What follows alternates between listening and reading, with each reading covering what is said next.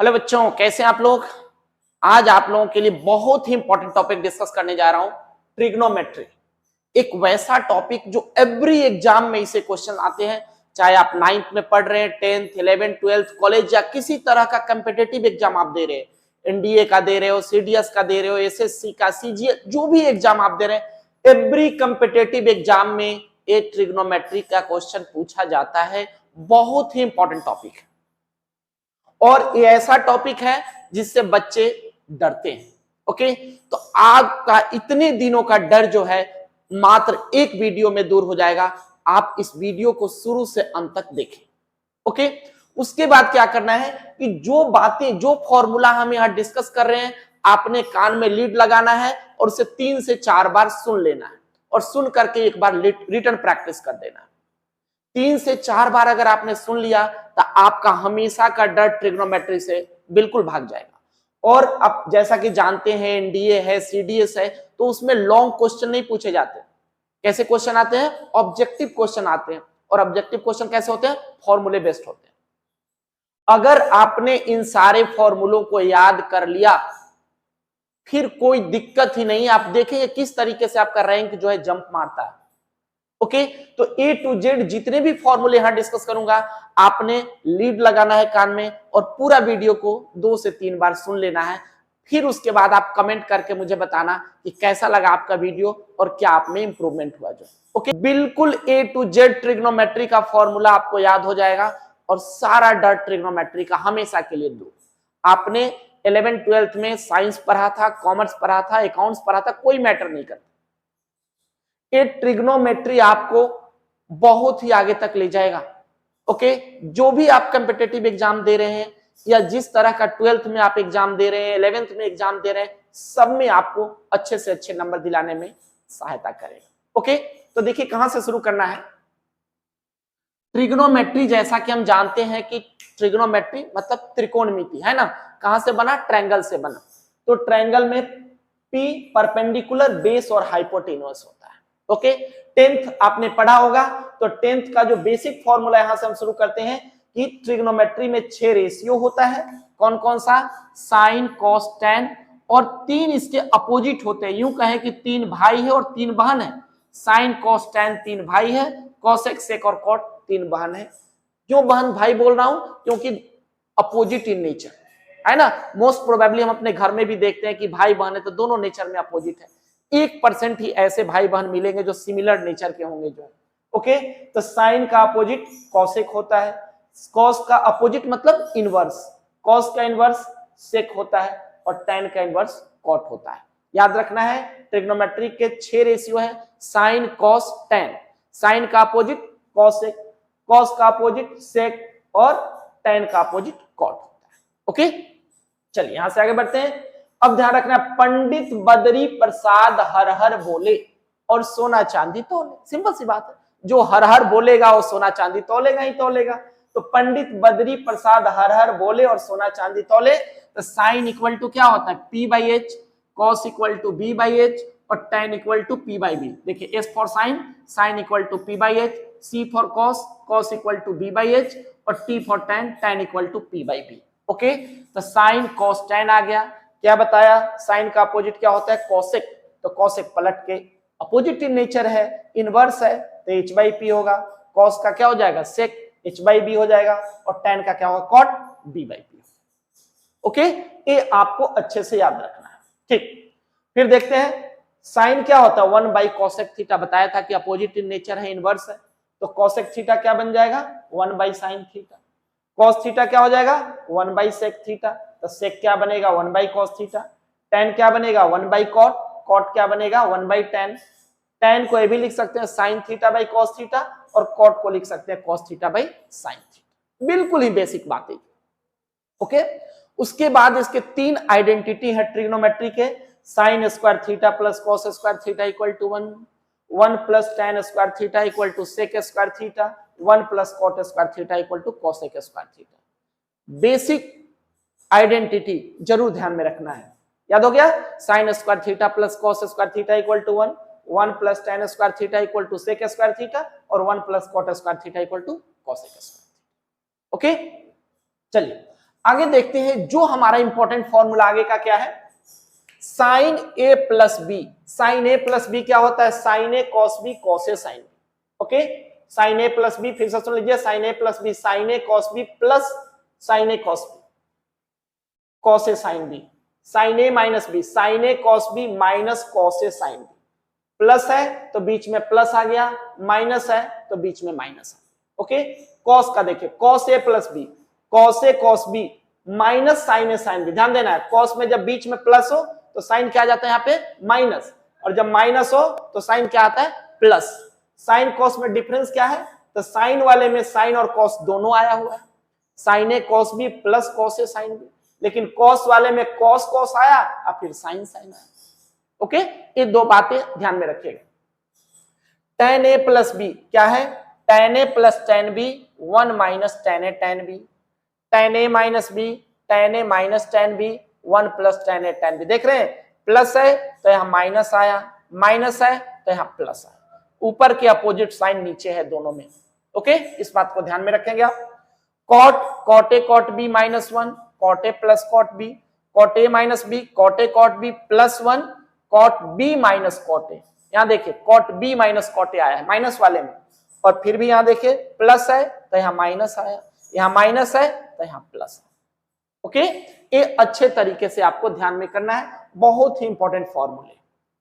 Okay, अगला जो formula है इसका नाम हम देंगे सीडी फॉर्मूला। ये देखिए 4 है, सीडी फॉर्मूला बहुत इंपॉर्टेंट फॉर्मूला है। सीडी फॉर्मूला नाम दे दिया, sine C plus sine D 2 sine C plus D by 2 cos C minus D by 2, sine C minus sine D 2 cos C plus D by 2 sine C minus D by 2, cos C plus cos D 2 cos C plus D by 2 cos C minus D by 2, cos C minus cos D, देखिए minus हो गया है, 2 sine C plus D by 2 sine C minus D by 2।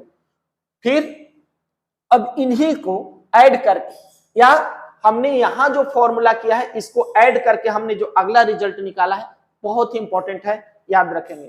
2 cos A cos B cos A plus B cos A minus B, 2 sign A sine B cos A minus B minus cos A plus B, 2 sign A cos B sign A plus B plus sign A minus B. Okay, तो ये फॉर्मूले ACD formula और इसका जो result है यहाँ पे हमने कंक्लूड किया हुआ है। आप अच्छे से इसको याद रखिए, 2 कॉस ए कॉस बी क्या होता है, 2 साइन ए साइन बी क्या होता है, 2 साइन ए कॉस बी क्या होता है।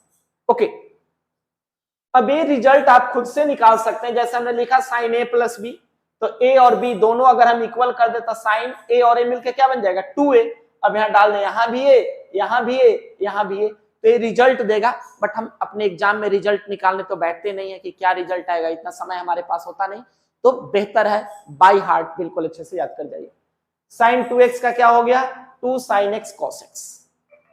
ठीक है, sine 2x 2 sine x cos x.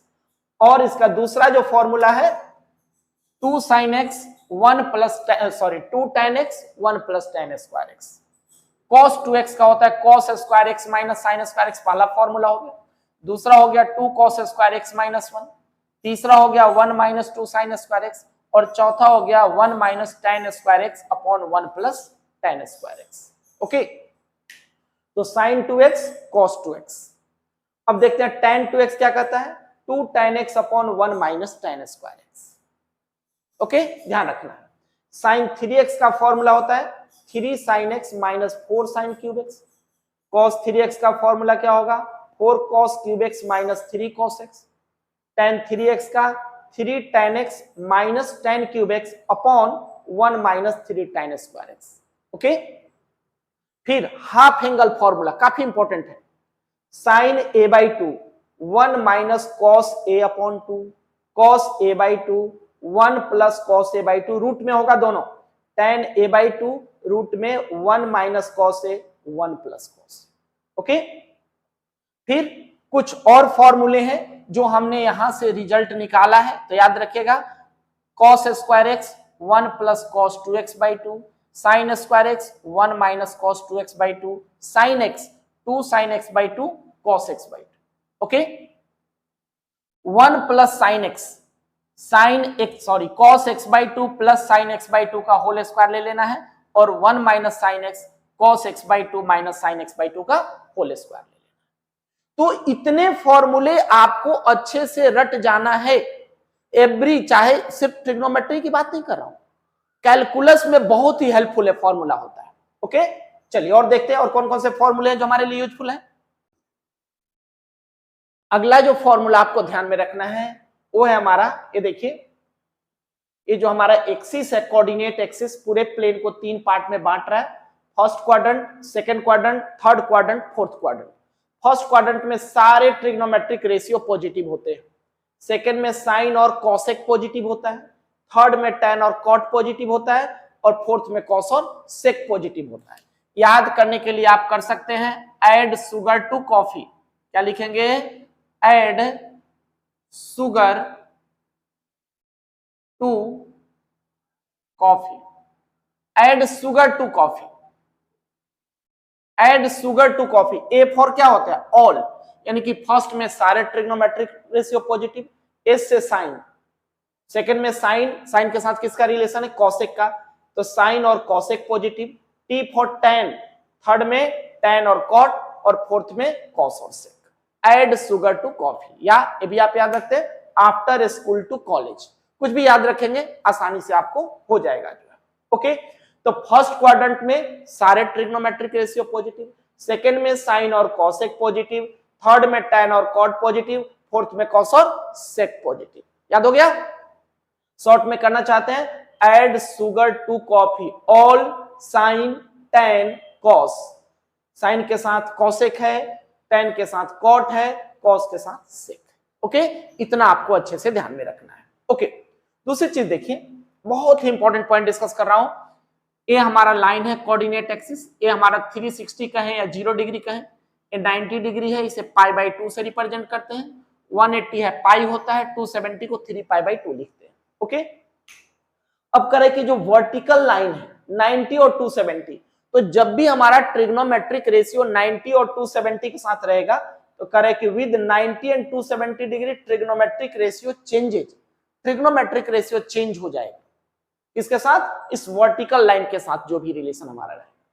और 180 और 360 degree, with 180 and 360 degree trigonometric ratio not changes, 180 और 360 के साथ ट्रिग्नोमेट्रिक रेशियो नहीं बदलेगा, यानी कि हॉरिजॉन्टल लाइन के साथ ट्रिग्नोमेट्रिक रेशियो नहीं बदलने वाला है, याद कर लीजिए।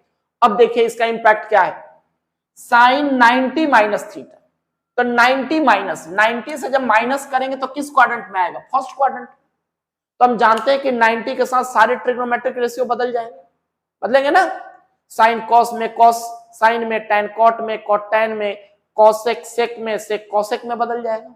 लेकिन किस क्वाड्रेंट में है 90 माइनस थीटा, फर्स्ट क्वाड्रेंट में। फर्स्ट क्वाड्रेंट में सारे के सारे ट्रिग्नोमेट्रिक रेशियो क्या होते हैं, पॉजिटिव। तो लिख देना है साइन 90 माइनस थीटा क्या होता है, cos theta, cos 90 minus theta tan, cos 90 minus theta sine theta, tan 90 minus theta cot theta, cosec 90 minus theta sec theta, sec 90 minus theta cosec theta, cot 90 minus theta tan theta. Okay, trigonometric ratio सबका बदल जाएगा, 90 के साथ रहेगा। और किस quadrant में हमें देख लेना है, तो 90 माइनस फर्स्ट में सारा पॉजिटिव, तो सारा पॉजिटिव डाल। ओके, अब चलिए यहां आते हैं, sine 90 minus theta cos, cos 90 minus theta sine, tan 9 sorry plus है, sine 90 plus theta, sine cos 90 plus theta, tan 90 plus theta, cosec के साथ, सेक के साथ और कॉट के साथ में। अब देखिए 90 के साथ रेशियो तो बदलेगा, ये जी हमने फिक्स कर लिया अपने दिमाग में। अब 90 प्लस है या माइनस है, तो 90 प्लस आया तो 90 प्लस का मतलब किस क्वाड्रेंट में घुस गया है, ये घुस गया हमारा सेकंड क्वाड्रेंट में। और सेकंड में क्या है, साइन और कॉसेक पॉजिटिव है और सबके सब नेगेटिव है, तो साइन और कॉसेक की तरफ प्लस लगा देना है और सबके सब माइनस लगा, यानी कि नया सेट फॉर्मूला का बन गया cos 90 plus theta minus sine theta, tan 90 plus theta minus cot theta. इस तरीके से इसको ध्यान, क्लियर। चलिए अब देखते हैं 180 के साथ क्या रिलेशन है। तो 180 के साथ रेशियो नहीं बदलना, रेशियो वही रहेगा, साइन का साइन, कॉस का कॉस, टैन का टैन, जो है सिर्फ देखेंगे क्वाड्रेंट कौन सा है उसके अनुसार पॉजिटिव और नेगेटिव लगा देना है। तो साइन का साइन हो जाता है, कॉस का कॉस हो जाता है, टैन का टैन हो गया, सबका सेम रेशियो रह गया। ओके, लेकिन 180 क्या है, 180 माइनस, 180 माइनस किस क्वाड्रेंट में आएगा, सेकंड में आएगा ना, सेकंड में। और सेकंड में क्या होता है, साइन पॉजिटिव और कॉसेक पॉजिटिव, और सबके सब नेगेटिव। क्लियर है। फिर 180 प्लस, 180 प्लस लेंगे तो 180 के साथ तो रेशियो नहीं बदलेगा, हमें पता है जी, बट 180 प्लस करते ही किस क्वाड्रेंट पे घुस गया, थर्ड में। थर्ड में क्या होगा, tan और cot पॉजिटिव होगा और जो रिमेनिंग रहेगा नेगेटिव होगा। ओके, चलिए अब देखते हैं 270। 270 के साथ फिर से हमारा रेशियो चेंज हो रहा है, 270 के साथ रेशियो चेंज हो रहा है, तो रेशियो पहले जैसे हैं बदल रहे, साइन कॉस में, कॉस साइन में। अब 270 माइनस है, तो 270 से माइनस करेंगे तो किसमें आएगा, थर्ड में। थर्ड में tan पॉजिटिव और cot पॉजिटिव, रिमेनिंग नेगेटिव हो गया हमारा फिर से। उसी तरह से 270 प्लस, 270 प्लस करेंगे तो किस क्वाड्रेंट में चला जाएगा हमारा, फोर्थ क्वाड्रेंट में चला जाएगा। फोर्थ में क्या होता है, कॉस और सेक पॉजिटिव होता है, और सबके सब नेगेटिव डाल दें। ओके, उसी तरह से 360 माइनस थीटा, 360 माइनस करेंगे तो किस क्वाड्रेंट में रहेगा, फोर्थ में।